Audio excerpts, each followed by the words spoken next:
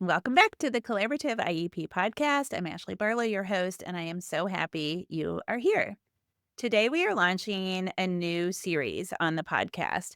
I doubt we're going to be able to go all the way through the series without a break because we're probably going to get to take an exciting break around conference time. But for right now, we are launching a new series. And what we are going to do together is we are going to go through the entire law, the entire Individuals with Disabilities Education Act. The reason we are going to do this is because through all of that market research that I did with you and for you when I was rebranding and going through the collaborative IEP process and developing the IEP Guru Academy videos, the one thing that I heard over and over from you is that what you like here on the podcast is you like that I can take the law and I can read it like a lawyer, and then I can turn it into practical knowledge for you. And so I thought, well, why not read the entire law? And why not summarize it piece by piece in order for families? And so we are going to do that. I don't think we're going to go in order. We'll probably skip preschool and then I'll come back and do a summary of preschool. But for right now, we are starting a new series where we are going to go through all of IDEA, the entire law, and we're going to take as much time as we need because what I want to do is I want to break it into chunks and I want those chunks to be accessible to you. I want to tell you what the law says in plain language. I want to tell you where to find it and I want to tell you what to do with it in order to advocate for your children to create more collaborative IEP teams because that's what we're all about here at the Collaborative IEP. So, I've got the law up over here, on my other screen, and so, what I am going to be doing is I am going to be summarizing it for you in chunks, okay? Now, the first thing that you need to know is about the law. So the law, we abbreviate IDEA. That's an acronym. So it is called Individuals with Disabilities Education Act. I always want to stick an in there. I think that's pretty common to say individuals with disabilities in education. I don't think it sounds right without it, frankly, but it's probably just because I have this habit. So as you can tell, IDEA is an acronym for each of those words. IDEA is the law. Now, remember, there are regulations that tease out the law. If we really get excited about this, we might go through some of the regulations as well. But for now, we're going to stick in IDEA, the federal law. Another important thing to remember is that state laws also apply. So, IDEA, when you've got a federal law, states can develop laws that are consistent with the federal law. They just can't trump the federal law. So, the federal law rules if there is any discrepancy between state and federal. But states then have adopted IDEA and then have their own things that kind of tease that out. So I might give examples along the course of this where we talk about things that your state might do differently, or places where some states are wonky or something like that. So IDEA is broken into four parts: Part A, B, C, and D. Today we're going to talk about Part A. So, but let's look at these four parts very quickly so that you get kind of an idea of the landscape. Because I also think a very important piece of learning about laws is learning about the categories. Before I went to law school, I would read a book, I would open it and I would read it. Now, when I open a book, I look at the table of contents because I want to know where we are. A big skill that you learn when you start reading laws and you start kind of diving into laws is you learn that like the headings and the subheadings and all of the little pieces, the components of the law are important to find your place in it. If you read a law start to finish without knowing your place, you'll get lost and it won't make any sense because part D might be dependent on part B and part D might have nothing to do with part B. And it's really important that you know the answers to those questions. So it's super important that we're constantly looking at our headings and what section we're in, and then what we're learning from that section. Okay. So the entire law is broken into four big chunks, four big categories. Part A is general provisions. just definitions and stuff like that. That's what we're going to talk about today. Part B is called Assistance for All Children with Disabilities. And Part B is where we have our chunk of what you and I think of when we talk about IDEA. That's our schools, our K to 12 schools. Part C is infants and toddlers with disability. So Part C is our preschool programs, as well as our early intervention, our 0 to 3 early intervention programs. And different states have adopted different proprietary companies that do that, like Help Me Grow or First Steps or whatever. Um, and then part D is called National Activities to Improve Education of Children with Disabilities. And so that kind of talks about grants and support personnel and funding for state programs and that kind of thing. Okay. So we are going to go through all of those today. Oh, the other thing I wanted to tell you about is you can find IDEA lots of different places. Cornell, for example, the Ivy League school, has a really good database of federal laws. And so a lot of times if you Google federal laws, you will find a Cornell website that comes up. That is a trustworthy site. I have found that they update that fairly frequently. But the best place to find something is from the horse's mouth. And so I usually go to the United States Department of Ed's website in order to do that. So you can just simply Google IDEA or Individuals with Disabilities Education Act, federal website, and it should come up, or federal statute, and it should come up. Um, where I am looking right now is literally https://sites, plural, .ed.gov/idea/statute regulations, plural. And that's where I am right now. Now, my experience is if you type something like that into your search bar, it's not gonna come up, so I Google it. But that is where we are. Okay, so I'm going to click into Part A, and we're gonna pick up with a summary of Part A. So when we first get into Part A, it really only has one subchapter. You're going to have subchapters within each different part of IDEA. Part A only has one subchapter, and it's called General Provisions. So laws normally start with a bunch of like wherefores and whereases and like kind of the purpose of the law and that kind of thing. And IDEA is no exception to that. That's where we're going to spend our time today. But again, when we look in a law, it's important to kind of get the landscape. So I want for you to know before we get into the meat today, what we're talking about generally in this subchapter, because we're going to zoom in and then next week we're going to zoom back out and we're going to go into the next subchapter and then we'll zoom out and we'll go into the next little spot that we are. Not subchapter. Sorry. There's one subchapter. We're going to zoom into the individual provisions of the law, the individual sites, and then we'll zoom out and we'll come back and we'll do thing after thing after thing. Next week is definitions, which will be really fun. We'll get to talk about the alphabet soup. So within these general provisions, Part A of IDEA has the following categories. These are each individual sites within the law. So we have the title, the findings, and the purposes. That's what we're going to do today. Then we have definitions. We also have the establishment of an office called the Office of Special Education Programs. We'll talk about the abrogation of state sovereign immunity and what that means. We are going to talk about how to acquire equipment and constructing and altering facilities, which is very interesting. There's a provision in this Part A that talks about employing people with disabilities.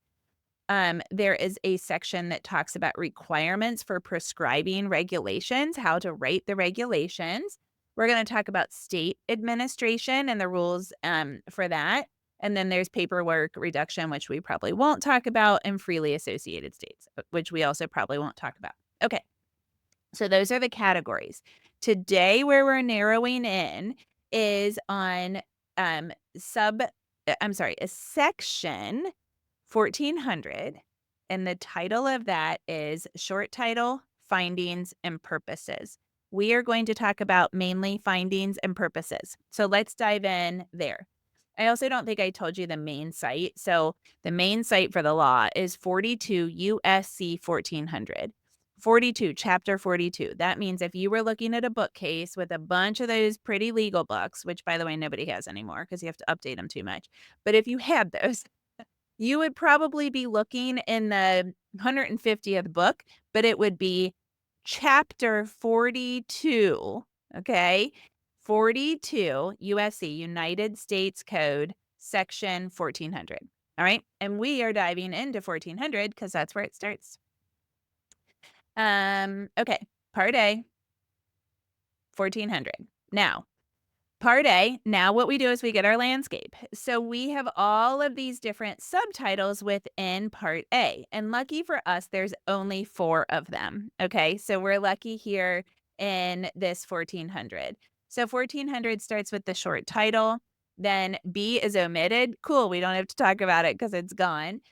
C is findings, and D is purposes. So we're going to get some really good information here. And actually, I use this information a lot when I advocate for families. So while this feels like really elementary introductory stuff, I think it's really important to go back to the beginning of a law in order to understand why the law exists. And of course, if we know why a law exists, then we can probably use that in our advocacy. So let's dive in here. The short title is Individuals with Disabilities Education Act. Cool. That's A. B, omitted. Now we only have C and D. We're moving right along, friends. All right. So let's talk about the findings. Again, lucky for us, there are only 14 of them. The first one is going to knock your socks off, and you're going to be like, I want to know more. Literally, before Congress writes a law, they do a bunch of research. They look at a bunch of stuff. They talk to a bunch of people. They bring in professors. They bring in experts. They conduct their own research. They make subcommittees and stuff goes to committee. And then they say, this is what we have found. Okay, this is what our United States senators and representatives have found, literal findings. I'm going to read you the first one. I'm going to avoid reading to you for the most part, but this is going to knock your socks off and make you super interested in this. And you're going to be like, hallelujah, praise be to Jesus. Why do my school people not get this? And not always. A lot of school people, most of the school people also get it. Okay, here we go. Disability is a natural part of the human experience and in no way diminishes the right of individuals to participate in or contribute to society. Did I tell you you were going to say hallelujah? Improving educational results for children with disabilities is an essential element of our national policy of ensuring equality of opportunity, full participation, independent living, and economic self sufficiency with individuals with disabilities. Do you not want to copy and paste this into your next statement that you read before an IEP meeting? Holy cannelloni, is that not helpful? We have 13 more of these things, and I'm telling you, they are powerful. How powerful would it be to walk into a meeting and be like, let me just tell you what our United States Senate says about my child's right to an education? This is super duper helpful stuff. We're going to go through 2 through 14 a little bit faster, but that one I think is so important. I wanted for you to hear it verbatim. Okay. So findings 2 through 5 really kind of focus on what was happening before IDEA and why IDEA was necessary. Okay, so in 1975, the first iteration of IDEA was written. It was called the Education for All Handicapped Children Act of 1975. So IDEA came out of a lot of different places. We could go through the history if you're ever interested. I actually have a PowerPoint on the history that I gave to a group of paralegals many, many years ago. So if anybody's interested in that, send me a DM and I'll pop that on a podcast sometime. After we're finished with this series, though. So what they're saying is before that happened, kids with disabilities did not have equal access, right? So there wasn't appropriate educational services. Kids were excluded entirely from public schools. Undiagnosed disabilities prevented kids from having successful educational experiences, et cetera, et cetera. So then we established the precursor to IDEA. IDEA kind of morphed out of the EAHC Act, the Education for All Handicapped Children Act of 1975. And it has had a good impact on ensuring that children with disabilities have equal access to education. But it has been impeded. This is still a finding in the law. IDEA has been impeded by low expectations and an insufficient focus on applying replicable research on proven methods of teaching and learning. That's a quote from the law. And so what they're saying is we now have 30 years of research that Congress has looked at, and Congress thinks that we must have high expectations for children with disabilities. It is literally in the finding in the first 300 words of the law. We must have high expectations for such children, that means children with disabilities, and ensure that their access to general education curriculum in the regular classroom is available to the maximum extent possible. We have an LRE provision in the finding. The first really substantial finding is about inclusion. I think that's super duper important in our inclusion arguments. And this will help kids meet developmental goals and challenging expectations. Is it not so good? This will also help kids be prepared to lead productive and independent adult lives to the maximum extent possible. Literally, why are we not putting this in our inclusion arguments? Another thing that they say will make special education more effective is if we strengthen the role and responsibility of parents, because then everybody has a meaningful opportunity to participate in the child's education. So, this is why we get the parent rights in IDEA. This is why we have the idea of an IEP team that involves so much work from parents. A finding Congress found that when parents are involved, we have better outcomes. Is that not so exciting? Why are we not using that in our advocacy? Congress has also found that we need to involve lots of people. So we need to involve local education service agencies, state agencies, federal agencies to improve the impact and the outcomes from IDEA.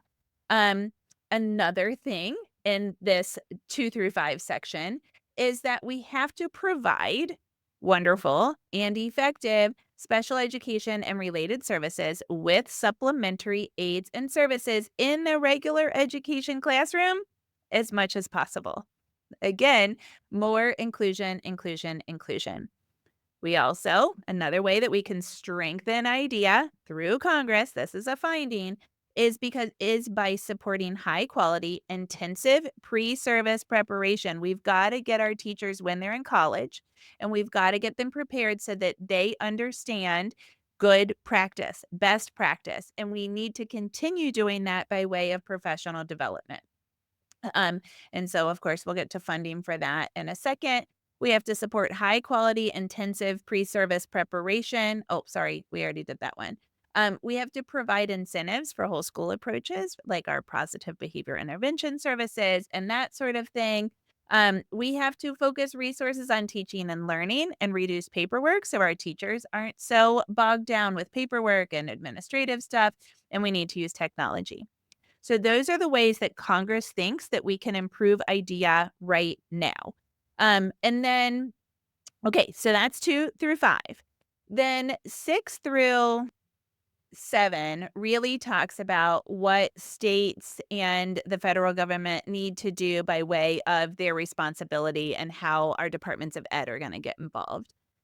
8 talks about due process and other ways to resolve conflict in a constructive way so that we're really kind of working together. So be it loud and clear that we have to resolve conflict. Conflict has to come into IEP meetings, and we need ways to resolve it so that we're working towards the betterment of the kids. Remember, as we talk about in the IEP Guru Academy, we can turn that icky, destructive, non-productive conflict into something productive if we advocate well and effectively. And then 9 talks about paperwork again, how we can't get bogged down by paperwork. Um, and then 10, at 10, we start talking about diverse populations and we start getting findings that show the inequality for diverse populations, including other marginalized group and people with disabilities as a diverse as a minority group in and of itself.